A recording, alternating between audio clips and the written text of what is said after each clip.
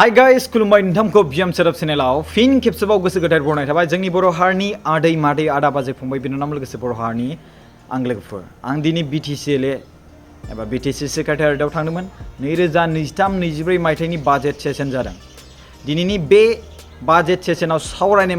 माखासे बाथ्राफोरखौ मोनथिनो मोननानै आं शकिं जादों जे BPFनि दैदेनगिरि माखासे सोद्रोमाफ्रा 20,000निबो बारा हा दखल खालामनानै दं आरो बिथांमोना इलिगेलै दखल खालामनानै बिथांमोना गावसिनि हा बायदि मा होनो बेखौ बागान बानायदों, साहा बागान, राबार बागान बायदि बायदि बानायदों जाहैदों। दिनै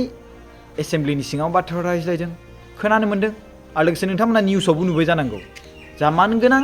बिटिआरनि EM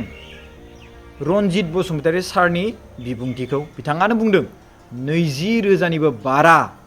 BPFनि दैदेनगिरि सोद्रोमाफ्रा हा आवग्रिनानै दं जाहैदों आरो बिथांमोनहा साहा बागान मा बागान बायदिसिना लाना दोनदों। दिनै बे 20,000 बिगा हाया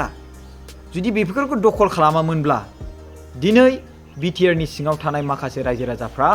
बेबायदि हा गोदान दाननो गोनां गैयामोन, हा गोदान गाहायनो गोनां गैयामोन। दिनै बिथांमोननि माखासे बेफोरबायदि आखुनि थाखायनो दिनै माखासे बर' रायजो राजाफ्रा बेबायदि हा गोदान खारहैनो गोनां जादों आरो बिथाङा बुंनाय मथेब्ला माखासे दैदेनगिरिफोरनि थाखायनो दिनै माखासे सुबुंफ्रा हा गोदान दाननायखौ सोलोंदों होननानैबो बे बाथ्राखौ बुंदों। गोमोबाय आं बाथ्राखौ खोनानानै। बिनि गेजेराव देरहासात बसुमतारी एबा MCLA बिथांनि सायावहाय जों बांसिन नोजोर होनायखौ नुनो मोनदों। सासे दैदेनगिरि, सासे समाज सिबियारि, सासे समाजनि दैदेनगिरि, रायजोनि दैदेनगिरि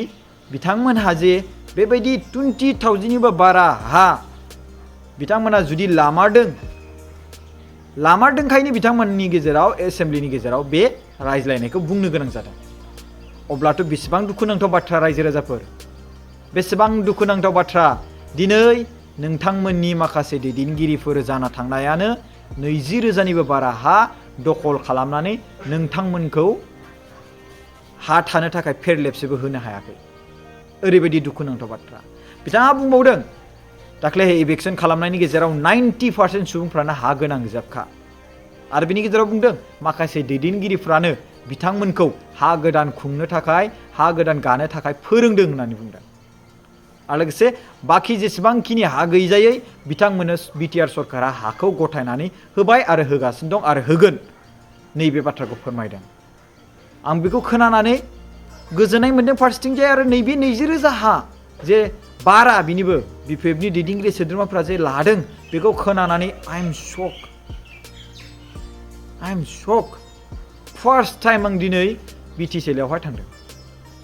एसेम्ब्लि बाजेटआव खोनासंहैनो होननानै आरो बिनि गेजेराव खोनानो मोनबावबाय बिथांमोननिनो दैदेनगिरि सासे जानानै थांखांबाय, MP जानानै थांखांबाय मानगोनां बिस्वजित दैमारी सार, दानि आसाम एसेम्ब्लिनि मा होनदों स्पिकार। बिथांखौ मा होनदों मिथिगौना? बेखौ बुंदों दनेश्वर गयारी,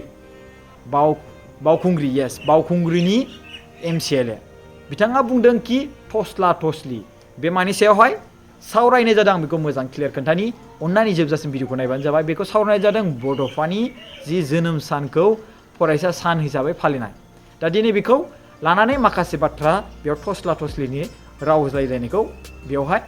बुंदों। दा थस्ला थस्लि मानगोनां बिस्वजित दैमारी सारा बे भिडिअखौ नायोब्ला खोनासं, नोंथाङा जाय सुबुंफोरनि थाखाय एसेबां बुंबोबाय बै सुबुंफोरा नोंथांखौ मा बुंदों? थस्ला थस्लि होननानै बुंदों। मोजाङै खोनासं आंनि बुंनायखौ, अब्लासो बुजिगोन। थ' बेवहाय बुंदों जोंहा मानगोनां बिटिआरनि चिफ, बेनो जाबाय जोंहा मानाव गेदेर प्रमद बर' सार। बिथाङा बुंदों कि दिनै आबसुनि नाजानायाव आरो बिनि गेजेराव इउपिपिएल सरकारनि नाजानायावहाय बड'फा, जाय बड'फानि जोनोम साननि बा स्टुडेन्ट दे नि सायावबो सावरायनाय जादों दिनै आरो बिनि गेजेरावनो बिथाङा बुंदों कि बेखौ नाजानानै दिनै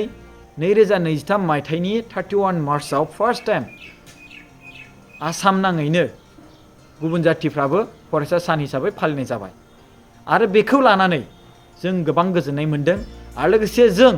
बेखौहाय स्टेट लेभेलसिम लांनो हानानै गोजोननाय मोननायजों लोगोसे नेशनेल लेभेल आरो वर्ल्ड लेभेलावहाय राष्ट्रीय आन्तरराष्ट्रीय बेसेबां लांनो हायोब्ला जोंहा मोजां आरो बेखौ जों बयबो हाउसनि सिङाव थानाय सोद्रोमाफ्रा बेखौ नाजानांगोन नैबे बाथ्रा बुंदों आरोना बे बाथ्रायावनो बिथाङाबो बाख्नायदों बेफोरबायदि खामानि मावनायखौ नाथाय नैबेयावबो बुंबाय गोदो जोंनि समाव दैदेनगिरिया माने दिल्लीसिम मोजाङै बुंहैनो हानाय मा होनदों लिडार गैयामोन थस्ला थस्लिखौसो दैथायहरनाय जादोंमोन बै थस्ला थस्लि सुबुङानो बेखौ बानायनो हायासै बेनो खारन जों बै समाव बानायनो हायाखै होनना बुंदों होमबा बेखौ बुंबाय बिथाङा गोदो समावहाय दिल्लीयाव थांनाय मिन्स सोरमोन रायजो सभानि एमपिया सोरमोन बिपि पार्टिनिफ्राय बिथाङानो जाबाय बिस्वजित दैमारी सार बिस्वजित दैमारी सारखौ टाइगार अफ आसाम होननानै बै समाव बेसेबां दावराव जादों नाथाय दिनै बिपिएफनि दैदेनगिरिफोरनि माखासे सोद्रोमाफ्रा बुंबाय बेवहाय बिस्वजित दैमारी सारालायनो थस्ला थस्लि बेसेबां बाथ्रा बुंबोदों बिस्वजित दैमारी सारा दिल्लीयाव थांनानै पार्लियामेन्टआव थांनानै माखासे निउस ओंखारदोंमोन बै समावहाय टाइगार अफ आसाम होनलायलायनाय नंगौ थारैनो जाय सुबुंफोरनि थाखाय खामानि मावदोंमोन बिस्वजित दैमारी सारा जाय सुबुंफोरनि थाखाय बुंदोंमोन बै समावहाय दिनै बैसोर सुबुंफ्रानो बिथांखौ दिनै थस्ला थस्लि बुंबाय थारैनो बिस्वजित दैमारी सारा थस्ला थस्लि नामा जों बिनि फिननायखौ जों बिस्वजित दैमारी सारनिफ्राय मोननो थाखाय जों लुबैयो थेंक इउ स' माच मानो गोनां बिस्वजित दैमारी सार बे भिडिअखौ जुदि नोंथाङा नायदोंब्ला नोंथांखौ बिपिएफ पार्टि दोलोनिफ्राय मा होनो दनेस्वर गयारि एमसिएलए मा होनो बावखुंग्रिनि बिथाङा नोंथांखौ थस्ला थस्लि होननानै रुजुदों बेखौ आं पार्सनेलि एसेम्ब्लियावहाय दिनै थांदोंमोन बिटिसिनि एसेम्ब्लियाव बाजेट सेसनाव 2023 मायथाइयाव 24 मायथाइयाव बेखौ आं खोनानो मोन्दों रायजो राजाफोर आरो बेनिखायनो आं बेखौ बुंबाय बिस्वजित दैमारी सारनि जे बुंनाय बिबुंथि बेफोरखौ सिगाङावहाय टाइगार अफ आसाम होननानै माखासे सुबुंफ्रा रुजुदोंमोन थेंक इउ स' माच भिडिअखौ नायनायनि थाखाय अननानै शेयार खालामबानो जाबाय सैथो बाथ्राखौ बुंदों दिनै बिटिसिनि एसेम्ब्लिनि बाजेटआव 800 crore 2023 एन्ड 2024 बे बाजेटखौ